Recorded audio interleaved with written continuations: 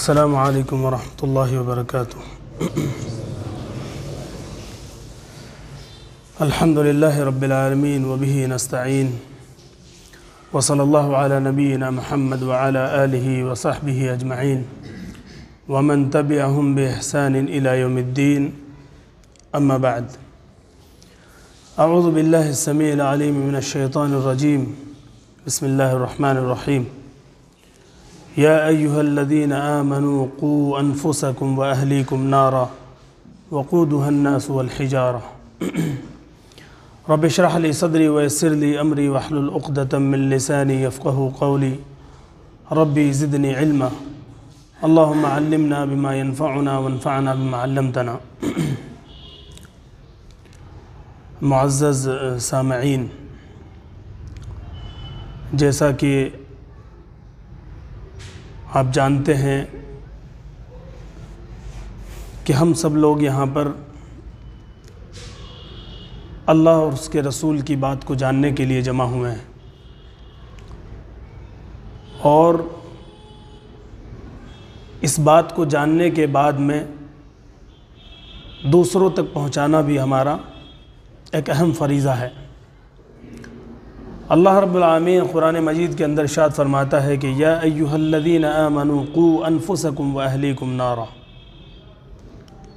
اے وہ لوگوں جو ایمان لے کر آئے، اپنے آپ کو جہنم کی آگ سے بچاؤ، واہلیکم نارا، اور اپنے اہل و عیال کو۔ اہل و عیال کے اندر سب لوگ داخل ہیں، چاہے وہ ماں باپ ہوں، چاہے وہ بیوی ہو، چاہے وہ بچے ہوں۔ آج کا موضوع جو ہے وہ اولاد کی تربیت کے تعلق سے ہے۔ اولاد کی تربیت کے اوپر ہم نے اولاد کی تربیت کے تعلق سے ہم نے بارہا بہت ساری چیزیں سنی ہوں گی، لیکن یہ جاننا ضروری ہے کہ آخر اولاد کو ہم تربیت کرتے کرتے بھی سیدھے راستے پر آخر کیوں نہیں لا پاتے۔ اولاد اللہ رب العالمین کا ایک عظیم تحفہ ہے،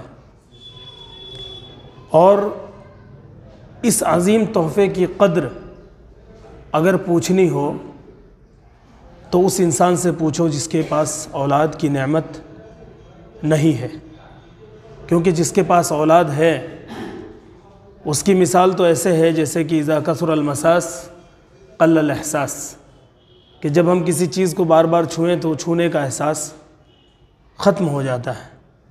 لہٰذا جن کو اللہ رب العالمین نے اولاد کی نعمت سے نوازا ہے، شاید ان کو اولاد کی قدر اتنی نہ معلوم ہو جتنی کہ اس انسان کو معلوم ہو جس کے پاس اولاد نہیں ہے۔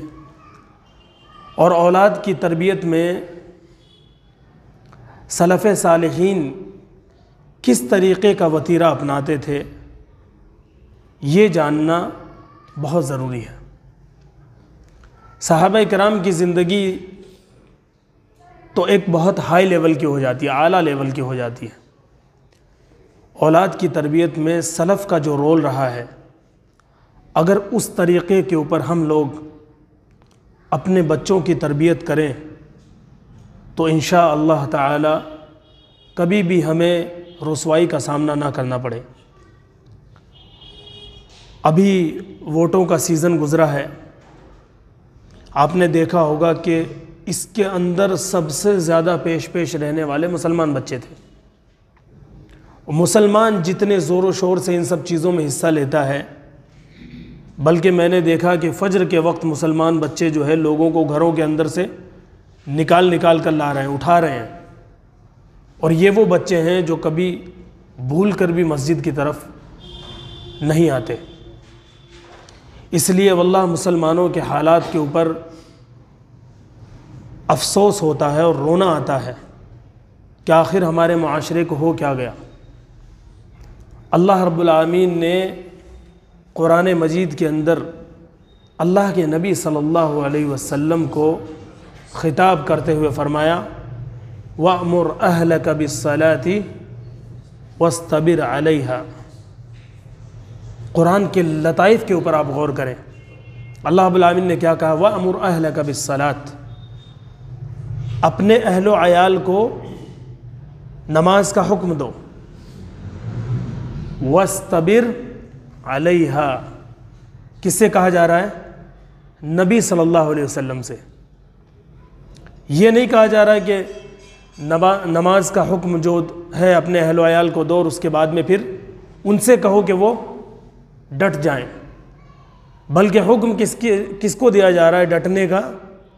اس انسان کو جو حکم دے رہا ہے کہ وَأْمُرْ أَهْلَكَ بِالصَّلَاةِ وَاسْتَبِرْ عَلَيْهَا، کہ حکم دو اور اس کے بعد میں خود ڈٹ جاؤ۔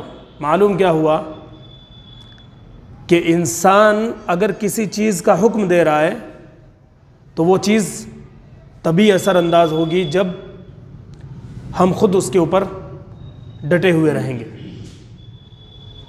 اور حضرت عبداللہ ابن مسعود رضی اللہ تعالیٰ عنہ کا ایک اثر دیکھیے آپ، فرماتے ہیں، کہتے ہیں حافظوا ابناءکم فی الصلاۃ، کہ اپنے بچوں کی نماز کے اوپر حفاظت کرو۔ اور اس کے بعد میں فرماتے ہیں کہ وَتَعَوَّدُوا بِالْخَيْرِ، اور خیر کی اپنے اندر عادت ڈال لو۔ فَإِنَّ الْخَيْرَ بِالْعَادَةِ، کیونکہ انسان کی زندگی میں جو بھلائی ہوتی ہے وہ عادت کے طریقے سے برقرار رہتی ہے۔ اس قول کے اوپر غور کریں گے آپ تو حضرت عبداللہ ابن مسعود رضی اللہ تعالیٰ عنہ فرماتے ہیں کہ حافظوا ابناءکم فی الصلاۃ، اپنے بچوں کی حفاظت کرو نماز کے معاملے میں۔ اور پھر کیا فرمایا؟ ثم تعودوا بالخیر، پھر خیر کے اوپر، خیر کی اپنے آپ کو عادت ڈالو۔ یہ نہیں کہا کہ بچوں کو عادت ڈالو، خود کو عادت ڈالو، کیونکہ اگر آپ خیر کے اوپر باقی رہے تو پھر بچے انشاءاللہ تعالی ہمیشہ خیر کے اوپر باقی رہیں گے۔ فَإِنَّ الْخَيْرَ بِالْعَادَةِ، کیونکہ انسان کے اندر خیر بھی عادت کی طریقے سے آتی ہے، کہ جس طریقے سے انسان کو کسی چیز کی لت لگ جاتی ہے، عادی ہو جاتا ہے، اس کو کسی چیز کا ایک ایڈکشن ہو جاتا ہے، اسی طریقے سے خیر انسان کے اندر ایڈکشن کی طرح باقی رہتی ہے، کہ جس طریقے سے انسان برائی کے کاموں کو ایک جنون کے ساتھ کرتا ہے، ایک شوق کے ساتھ کرتا ہے، اسی طریقے سے اگر انسان خیر کے اوپر خیر کا عادی اپنے آپ کو بنا لے تو انشاءاللہ تعالی اس کے اندر وہ خیر ایز اے ہیبٹ اور اس کی جو عادت ہے وہ بن جائے گی، اس کو ایک جنون ہو جائے گا، اور یہ جنون جب آپ کے اندر ہوگا تو آپ کی اولاد کے اندر بلا شبہ یہ چیز باقی رہے گی۔ اور اس کے تعلق سے حضرت عتبہ بن ابی سفیان رحمہ اللہ تعالی فرماتے ہیں، کہتے ہیں کہ انسان جس طریقے کا خود ہوتا ہے اس کی اولاد بھی اسی طریقے کی ہوتی ہے۔ فرماتے ہیں کہ لِيَكُنْ أَوَّلُ إِصْلَاحِكَ لِوَلَدِكَ إِصْلَاحِكَ لِنَفْسِكَ، کہ اگر تم اپنی اولاد کی اصلاح اگر کرنا چاہتے ہو تو خود کی اصلاح کر لو۔ لِيَكُنْ أَوَّلُ إِصْلَاحِكَ لِوَلَدِكَ إِصْلَاحِكَ لِنَفْسِكَ، تیرے بچے کی اصلاح اسی میں ہے کہ تو خود کو سدھار لے۔ اور اس کے بعد میں فرماتے ہیں کہ فَإِنَّ عُيُونَهُمْ مَعْقُودَةٌ بِكَ، کیونکہ ان کی آنکھیں تم پر ٹکی ہوئی ہیں، وہ تمہیں ایڈمائر کر رہے ہیں، ہر چیز کے معاملے میں تمہیں دیکھ رہے ہیں، تم ان کے لیے ایک نظیر ہو، ایک مثال ہو۔ اس کے بعد میں آگے فرماتے ہیں کہ فَالْحَسَنُ عِنْدَهُمْ مَا صَنَعْتَ، ان کے نزدیک اچھی چیز وہی ہے جو آپ کر رہے ہو۔ اب اس بات کے اکارڈنگ ہر انسان دیکھے کہ وہ اچھی چیز اپنے بچوں کے سامنے پیش کر رہا ہے یا پھر بری چیز پیش کر رہا ہے۔ فالحسن عندهم ما صنعت، ان کے نزدیک وہی اچھی چیز ہے جو آپ کر رہے ہو۔ اگر آپ گٹکا کھا رہے ہو تو بلا شبہ ان کے نزدیک گٹکا اچھی چیز ہے۔ اگر آپ شراب پی رہے ہو، نشہ کر کے گھر میں آ رہے ہو، چرس اور گانجا اور افیم اس کے عادی ہو، آپ برے کاموں کے اندر ملوث ہو، تو ان کے نزدیک وہ ساری چیزیں بہترین ہیں۔ آپ غلط کام کر رہے ہو، ان کے نزدیک وہ غلط نہیں ہے، ان کے نزدیک وہ سب سے بہترین چیز ہے۔ اسے یہ سبق مل رہا ہے کہ وہ سب سے جو یہ غلطیاں ہیں وہ غلطیاں اس کی نظر میں سب سے بہترین کام ہیں۔ اس کے بعد میں آگے فرماتے ہیں وَالْقَبِيحُ عِنْدَهُمْ مَا تَرَكْتَ، ان کے نزدیک بری چیز وہ ہے جو آپ چھوڑتے ہو۔ آپ نماز چھوڑتے ہو، مطلب یہ کہ نماز ان کے نزدیک بری چیز ہے۔ آپ قرآن نہیں کھولتے، انہیں بھی یہی معلوم ہے کہ بھائی قرآن کھولنا ضروری نہیں ہے۔ آپ کے گھر کے اندر ٹی وی پہ موویز دیکھی جاتی ہیں، جو بھی چیزیں دیکھی جاتی ہوں، لیٹ نائٹ جاگ کر موبائل آپ چلاتے ہو، ان کے نزدیک وہ چیز اچھی ہے۔ آپ نماز روزے کے قریب نہیں ہو، وہ ان کے نزدیک بری چیز ہے۔ انہیں یہی معلوم ہے کہ نماز کے قریب جانا بری چیز ہے، قرآن کو یاد کرنا یا اس کو پڑھنا یہ سب سے بری چیز ہے۔ اس کے بعد میں آگے فرماتے ہیں کہ وَعَلِّمْهُمْ کتاب اللہ، اگر اپنے بچوں کو تربیت کے طور پر دنیاوی فیلڈ میں آگے لانا چاہتے ہو تو ان کو قرآن سکھاؤ۔ قرآن اگر آپ نے اپنے بچوں کو سکھا دیا تو واللہ العظیم ایسی میموری آپ کے بچوں کی ہوگی، اتنی شارپ میموری ہوگی کہ دنیا کے بڑے سے بڑے سائنٹسٹ فیل ہیں۔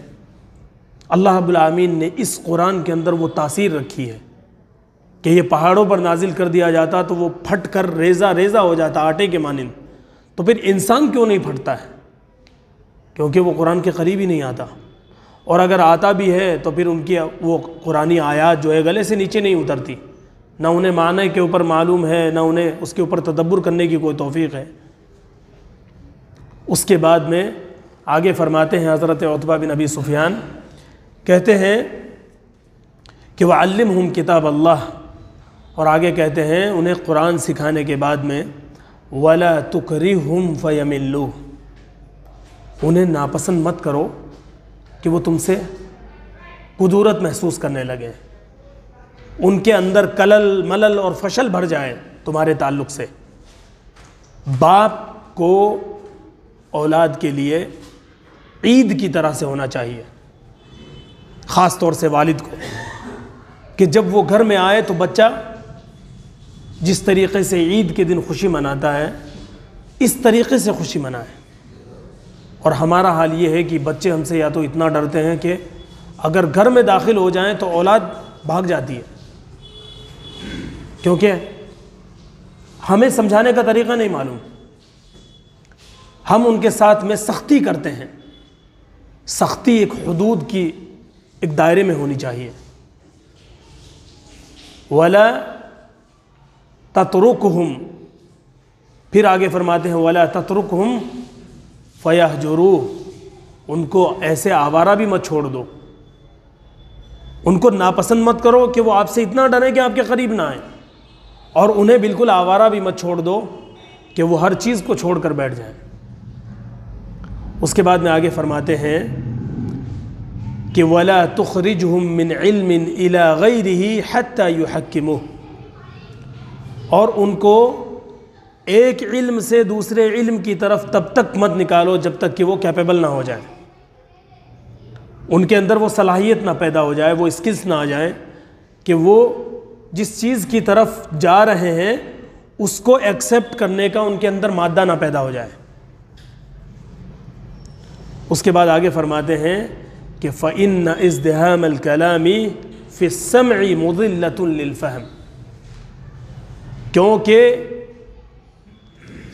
کلام کی زیادہ کثرت، بہت ساری باتیں جب انسان سنتا ہے ادھر سے بھی ادھر سے بھی، سامنے سے بھی آگے سے بھی پیچھے سے بھی، تو وہ انسان کی جو سمجھنے کی صلاحیت ہوتی ہے اس کو ڈسٹروائے کر دیتا ہے۔ اسی لیے کہا کہ ان کو ایک علم سے دوسرے علم کی طرف تب نکالو جب وہ اس کے اندر ان کے اندر پختگی آ جائے، اس کو سمجھنے کی صلاحیت ان کے اندر پیدا ہو جائے۔ اور کیونکہ زیادہ کلام، زیادہ بات چیت اور زیادہ علم جتنی اس کی طاقت نہیں ہے، اس کے اوپر اگر ایک ساتھ لاد دیا جائے تو اس کے سمجھنے کی جو صلاحیت ہے، اس کا جو دماغ ہے، وہ اس کے اندر سے چیزوں کو جاننے اور حق پہچاننے کی صلاحیت کو برباد کر دیتا ہے۔ اس لیے آج ہمارا یہی تو حال ہے۔ ہم چاہتے ہیں کہ ہمارا بچہ ایک ہی دن میں قرآن کا حافظ بھی ہو، ایک ہی دن میں وہ کمپیوٹر انجینئر بھی ہو، اور ایک ہی ٹائم میں وہ دنیاوی فیلڈ کا ماہر بھی ہو، دنیا بھی اس کی مٹھی میں ہو اور آخرت بھی اس کی مٹھی میں ہو۔ آپ دیکھیں کہ پرانا جو زمانہ تھا، اس زمانے میں جو بھی پڑھ کر نکلتے تھے ان کے اندر ایک مضبوطی ہوتی تھی، پختگی ہوتی تھی، کیونکہ وہ ایک چیز کے اوپر فوکس کرتے تھے۔ ان کے پاس میں یہ چیز نہیں ہوتی تھی کہ صبح میں یہ کرنا ہے۔ ہمارا حال یہ ہے کہ ہم بچوں کے اندر قرآن ایک ایسی چیز ہے کہ آپ کیا سوچتے ہو کہ 1 گھنٹہ کسی مسجد کے امام کے پاس بھیج کر آپ بچے کے زندگی میں قرآن لے آئیں گے؟ قرآن تو حافظوں کی زندگی میں نہیں رہتا اگر اس کو مسلسل نہ پڑھے، تو آپ 1 گھنٹہ دے کر اپنے بچے کے اوپر احسان کر رہے ہیں، بلکہ آپ اسے برباد کر رہے ہیں۔ ٹمپریری چیز جو لائف میں ہوگی وہ ٹمپریری طور پر ہی ٹکتی ہے۔ جو چیز کانسنٹریٹ کے ساتھ میں، فوکس کے ساتھ میں انسان کی زندگی میں ہوتی ہے، وہ چیز کنسسٹنسی سے ہوتی ہے، اور کنسسٹنسی سے جو چیز ہوگی وہ ہمیشہ باقی رہے گی۔ آپ بچے کو قرآن مجید پارٹ ٹائم پڑھاتے ہو، اور وہ پارٹ ٹائم بھی ایسا کہ اس طریقے سے کہ آپ دیکھ رہے ہیں کہ یار عصر کے بعد بچہ ذرا آوارہ گھوم رہا ہے، چلو اس کو مولانا صاحب کے پاس میں چھوڑ دیتے ہیں۔ آپ نے پیچھا چھڑانا تھا، آپ نے چھڑا لیا۔ تو جس طریقے سے آپ اپنی اولاد سے پیچھے چھڑاؤ گے، بڑا ہو کر وہ بھی آپ سے پیچھا چھڑائے گا۔ غلطی ہماری ہے۔ ہم کیوں مسجدوں کے قریب نہیں آتے؟ کیوں ہم اپنی اولاد کو لاتے نہیں؟ کیوں ہماری اولاد ایک حدیث کی حافظ نہیں ہو پاتی؟ کیوں ہماری اولاد کو قرآن یاد نہیں ہوتا؟ کیوں ہماری اولاد کے اندر ادب نہیں ہے؟ یہ ساری چیزیں اگر غور کریں تو اس کی سب سے بڑی ذمہ داری جو ہے وہ ماں باپ ہے۔ ایک استاد کتنی دیر اس کو علم سکھا سکتا ہے؟ 1 گھنٹے کے اندر وہ جو سکھائے گا اور 23 گھنٹے وہ آپ کے پاس ہوگا، تو آخر کون سی چیز غالب ہوگی؟ غالب وہی ہوگی جن کے ساتھ میں وہ زیادہ رہتا ہے۔ اس لیے اپنی اولادوں کو خاص طور سے نماز کا پابند بنائیے، لیکن یہ نماز کی پابندی تب ہوگی جب آپ خود پابند ہوں گے۔ اگر آپ پابند نہیں ہیں اور آپ کی اولاد پابند ہو جائے، بہت ہی ناممکن چیز ہے، الا ماشاء اللہ اگر اللہ تعالیٰ کسی کو توفیق دے دے۔ اور ایک سب سے امپورٹنٹ چیز کہ اگر ہمارے اندر کوئی بری عادت ہے تو اس کو چھوڑنے کی کوشش کریں۔ واللہ العظیم اگر وہ عادت ہم نے ہمارے بچوں کے سپورٹ سے کی تو وہ عادتیں ہمارے بچوں کے اندر ضرور آئیں گی۔ اللہ تعالیٰ ہم سب کو محفوظ رکھے۔ ہماری عادت کیا ہوتی ہے؟ ہم اگر سگریٹ پیتے ہیں تو اس کام کو ہم کرنے کے لیے اپنی بیٹے سے کہتے ہیں کہ جاؤ میرے لیے سگریٹ لے کے آؤ۔ بچہ بھی جاتا ہے خوشی خوشی، اسے پتہ ہے کہ بھئی باپ کا کہنا ماننا ہے۔ اسے یہ نہیں معلوم کہ یہ چیز ایک سلو پوائزن ہے اور میرا باپ ایک چین اسموکر بن چکا ہے۔ اسے تو یہ معلوم ہے کہ میرے باپ کا حکم ماننا ہے مجھے، اسے غلط اور صحیح کی تمیز نہیں ہے۔ اگر آپ گٹکا کھاتے ہو اسے جا کے کہتے ہو کہ جا بیٹا میرے لیے پوڑی لے گیا، تو وہ یہ تھوڑی کہے گا کہ آپ کیوں کھا رہے ہو، آپ کی کڈنی خراب ہو جائے گی، آپ کو یہ بیماری ہو جائے گی، وہ بیماری ہو جائے گی۔ اسے تو یہ معلوم ہے کہ باپ کا حکم ماننا ہے، صحیح ہو یا غلط ہو اسے نہیں معلوم۔ تو یہ چیز اگر خود غلط کرتے ہیں تو اسے چھوڑیں، اور اگر چھوڑ نہیں سکتے تو کم سے کم اپنی اولاد سے چھپائیں، گناہ اپنی اولاد سے چھپائیں، تاکہ اسے یہ معلوم رہے کہ میرا والد جو ہے وہ میرے لیے ایک مصلح ہے، خیر لانے والا ہے۔ یہ چیزیں جب ہم کریں گے تو ہماری اولاد کی زندگی میں انشاءاللہ تعالی خیر باقی رہے گی۔ اور اگر اس طریقے کا معاملہ نہ ہوا تو واللہ ڈریں اس دن سے کہ جب حالات بد سے بدتر ہو جائیں گے اور ہمارے ہاتھ سے وقت نکل چکا ہوگا، پھر ہم سوچیں گے کہ کاش اولاد ہماری راہ راست پر آ جائے، ہدایت پر آ جائے، لیکن وہ وقت جو اس کو موڈیفائی کرنے کا تھا، اس کو موڑنے کا تھا، اس کے اندر جب لچک تھی، جب وہ ایک چکنی مٹی کی طرح تھا کہ ہم جو چاہتے اس سے بنا لیتے، وہ وقت ہمارے پاس نہیں ہوگا۔ اس لیے اولاد کی اصلاح بہت اہم چیز ہے، بہت ضروری ہے، بلکہ اس وقت انسان کے لیے ذریعہ معاش اتنا ضروری نہیں ہے جتنا اولاد کی اصلاح کرنا ضروری ہے، کیونکہ پیسہ ایک ایسی چیز ہے کہ آپ کے پاس آئے گا اور چلا جائے گا، لیکن اولاد ہمیشہ آپ کی زندگی میں رہتی ہے۔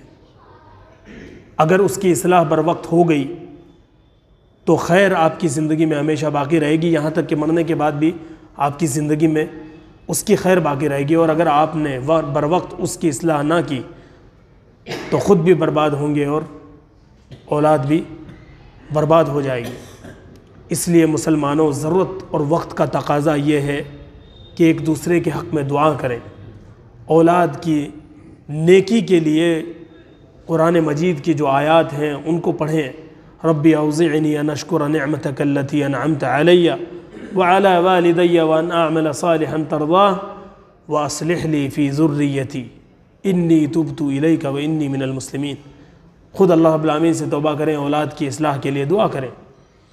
اللہ رب العالمین سے دعا ہے کہ اللہ رب العالمین مجھے سب سے پہلے خیر کی توفیق دے اور میری اولاد کی اصلاح فرمائے، اور رب العالمین تمام مسلمانوں کی اصلاح فرما اور ان کے اولاد کی حفاظت فرما اور ان کی اصلاح کر دے۔ رب العالمین ہمارے اندر یہ توفیق نہیں ہے اور نہ ہمارے اندر اتنی طاقت ہے کہ ہم اپنی اولاد کی اصلاح کر سکیں، تو اپنے فضل و کرم سے ان کی اصلاح فرما دے۔ اللہم آمین۔ اقول قولی ھذا استغفر اللہ لی ولکم ولسائر المسلمین، وصلی اللہ علی نبینا محمد وعلی آلہ واصحابہ اجمعین۔